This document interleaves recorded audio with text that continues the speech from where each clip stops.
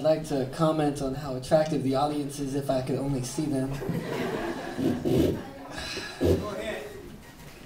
Okay, yeah. That guy verified it. You're very attractive as an audience. Congratulations.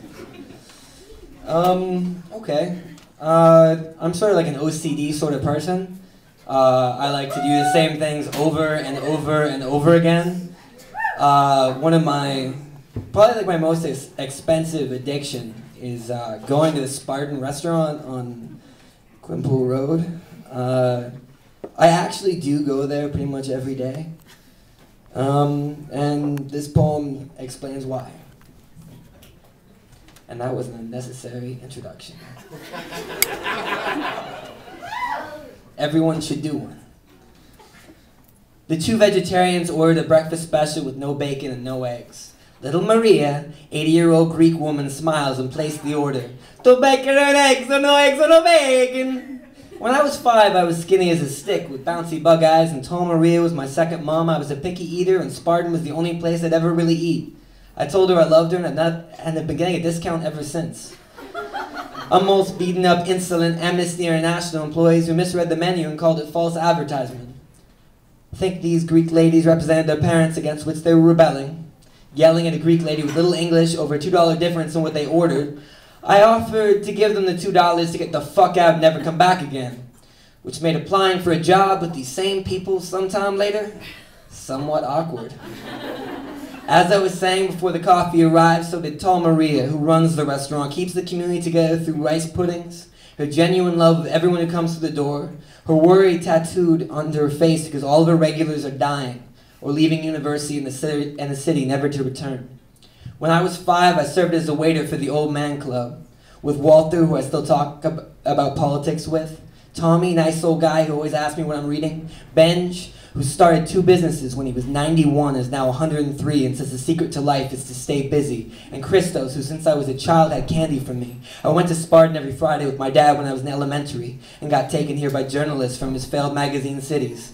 By a guy named Jimmy who thought I was so cute I'd get him a wife that was real pretty. Going there, I never could stop. After the meal, they gave me a chocolate bar or a lollipop. When I was a teenager, I got fat, had tits that would pop. Tried the Subway diet until I became student council president of QEH, like my bro and Pops, and found for some reason breakfast for lunch made my fat drop, possibly because of a heart condition. From bacon, so ketchup, I use a lot of it. In that moment, it rhymed. Stay in the city for university chewing coffee grinds. That rhymed too. Walked up the block by around 2 o'clock.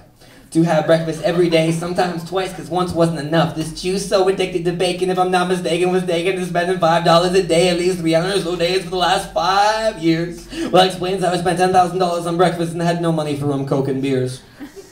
Spartan is a family business where you work past your years, where sons do the dishes as teenagers. Most times they get your order wrong. And I get what I want because I always order the same thing. Don't be too specific. Eggs come over easy and taste terrific. And whether you order whole wheat or white, you're gonna get white, so shut up, dipshit.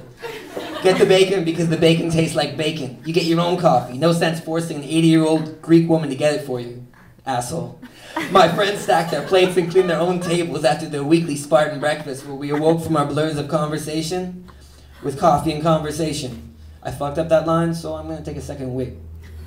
In first year university, my heart started to tick rhythmic, giving me a beat of 120 beats per minute. Regular feeling of dancing on air. Old people and young people think about dying, and I did it. Get scared, changed my diet, wrote 65,000 words a month to write a book, to try to live longer than my uncle who died of a heart condition at 27.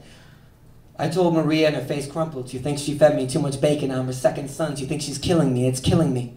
She has an immensely sensitive face, and I hate seeing her heartbreak. I was there the day Ethel died. The sweet old lady who washed and dried the dishes, watched the Marias cry, learned about it from her daughter, didn't know why. Her parents that worked and tried to make something, but were stuck inside a life of plates washed and dried, died because a red light lied and cars collide. I cried in the Spartan bathroom after a good friend of mine committed suicide. I got so drunk the night before I couldn't keep the food inside. When I remembered that I went to Spartan with him this one time. I worked at the Greek village up the street. Got fired after 3 weeks. Each time before I went to work, where did I eat? Spartan. After a week, the boss's wife told me I'd be fired soon.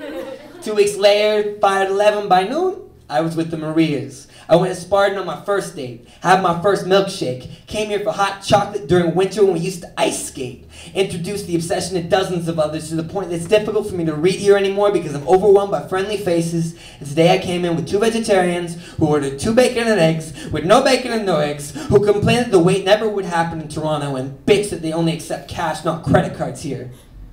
This place has been Halifax since the 60s and they wish it was a Starbucks. Revolutionary liberal art fucks, king kid crybabies, I'll beat you with nunchucks! When I pay with a 20, little Maria always says, bigger money, bigger money. When I don't have cash, they just laugh and say, pay me back tomorrow.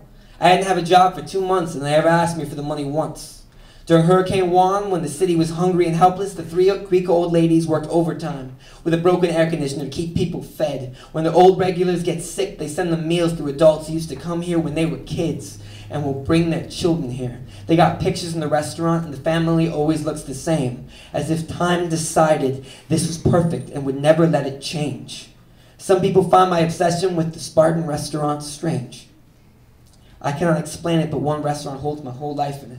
Most everyone I've ever been close to has come with me. Family dinners, when my parents were too tired. Celebrations with my grandma when she retired. Hold my mom's hand when grandma got so tired and old she expired and fired her soul. Picture snapshots of it in an infinite whole. Everyone I love has been disgusted with me as I make my bacon, potato, egg, toast, ketchup, sandwich. Wondered how I could have a Coke with breakfast. From stoned to hungover to being so young I was only high on life. Introducing myself to everyone like, hi, I'm Mike. Everyone my friend when I'm in Spartan, that's what life is like. That's why I walk across town to hear breakfast for Mike.